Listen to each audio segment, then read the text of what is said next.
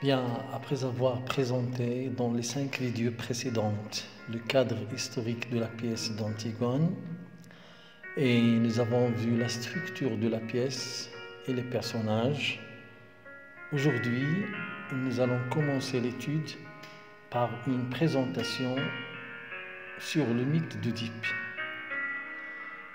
Alors l'histoire se passe à Thèbes, cette ville qui se trouve au nord d'Athènes et qui fut dans l'Antiquité l'une des principales cités de Grèce avec Sparte et Athènes. Thèbes était liée à de très nombreux mythes antiques, parmi lesquels celui d'Oedipe. Bon, alors à Thèbes,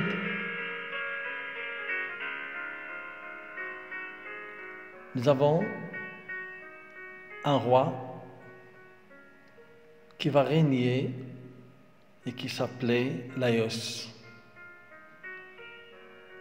Lorsque le père de Laïos est mort, il n'avait qu'un nom, et donc la régence était confiée à son grand-oncle Lycos.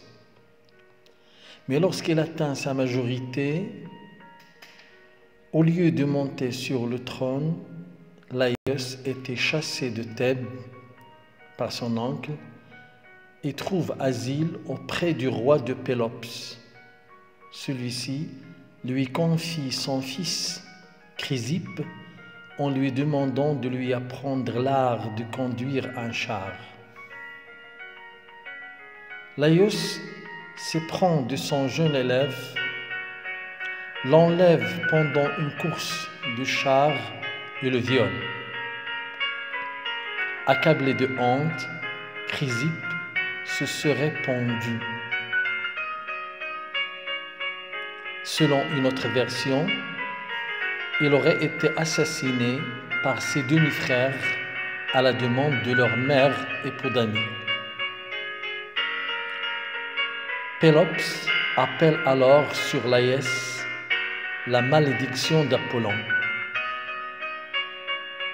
Apollon, c'est le dieu grec des arts, du chant, de la musique, de la beauté masculine, de la poésie et de la lumière. Après que Zétos, qui régnait sur Thèbes avec son jumeau Amphion, s'est donné la mort, Laïos devient roi de Thèbes et épouse Jocaste.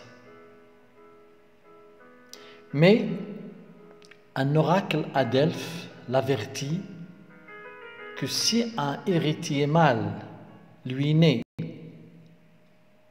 de Jocaste, celui-ci tuera son père et épousera sa mère. Laïos, prudent, se garde alors de toute relation avec son épouse. Mais la prophétie devrait s'accomplir et Jocaste tombe enceinte. De leur union naît un garçon qui s'appellerait par la suite Oedipe. À la naissance de l'enfant, Laïos prend peur. L'oracle ne peut pas se tromper, puisque c'est le dieu Apollon qui parle par la bouche de sa prêtresse la Pythie. Le roi charge alors un serviteur et lui demande d'abandonner le bébé sur une montagne. Le serviteur perce les chevilles de l'enfant, fait passer une corde au travers des plaies béantes et porte ainsi le bébé sur son dos. Un berger corinthien qui habite dans la ville de Corinthe, voyant ce spectacle, se fait livrer le bébé aux pieds enflés. Enflé, ça veut dire gonflé, les pieds de l'enfant étaient gonflés parce qu'ils étaient attachés par cette corde. Et c'est là le sens du mot grec « Oedipe ». Ça veut dire l'enfant aux pieds enflés.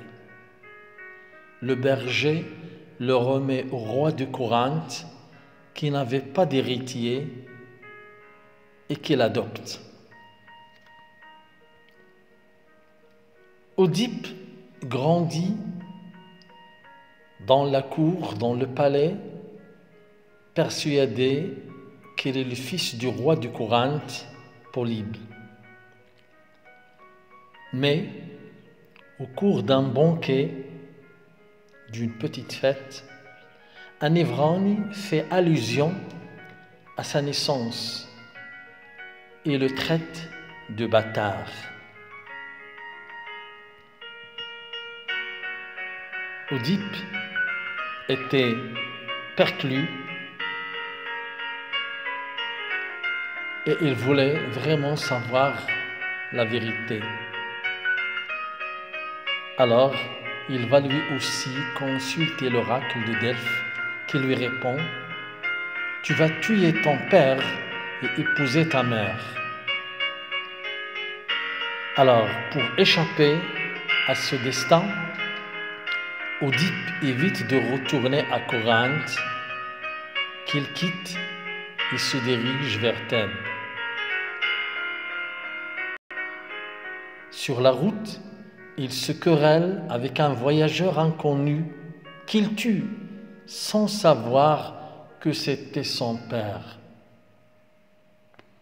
Ainsi, la première prophétie de l'oracle se réalise.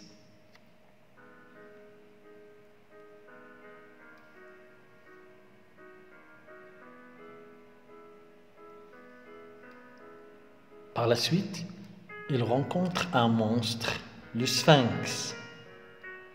Et le Sphinx, c'est un monstre, c'est une créature qui a un corps de lion et un buste de femme. Cette créature dévore tous ceux qui ne peuvent résoudre son énigme. Il empêchait toute personne de sortir ou d'entrer à Thèbes. Son énigme, c'était quelle est la créature qui marche le matin à 4 pattes, à midi sur 2 pattes et le soir sur 3 pattes.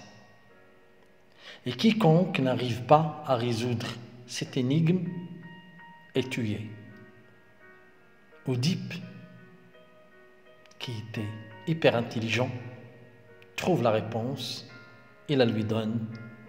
C'est l'homme. Le Sphinx se dépie et se jette dans un précipice. Il meurt.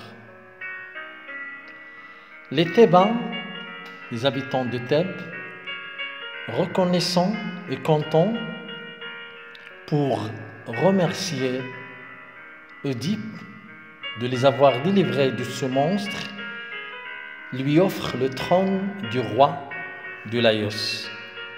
Ils savaient déjà que le roi était mort, mais ils ne savaient pas qui l'a tué. Alors, ils offrent le trône de Laïos à Oedipe et lui faisaient épouser sa veuve, la reine Jocaste. Ainsi, la prophétie se réalise. Oedipe tue son père, épouse sa mère. Le couple incestueux, sans le savoir, aura 4 enfants. 2 garçons, Éthéocle et Polynice, et 2 filles, Antigone et Ismène. Après des années d'un règne heureux, une terrible épidémie s'abat sur la ville de Thèbes. Alors, il faut apaiser les dieux qui punissent ainsi un sacrilège. Oedipe mène l'enquête. et il va découvrir peu à peu qu'il est le meurtrier de Laïos, puis que Laïos était son père et qu'il a épousé sa mère. Alors, il se crève les yeux. Quant à Jocaste, qui est sa mère et en même temps sa femme, il se suicide, il se pend. Voilà donc brièvement cette histoire au summit d'Œdipe. On s'arrête ici et nous continuerons dans la vidéo prochaine avec le mythe d'Antigone. Alors à bientôt.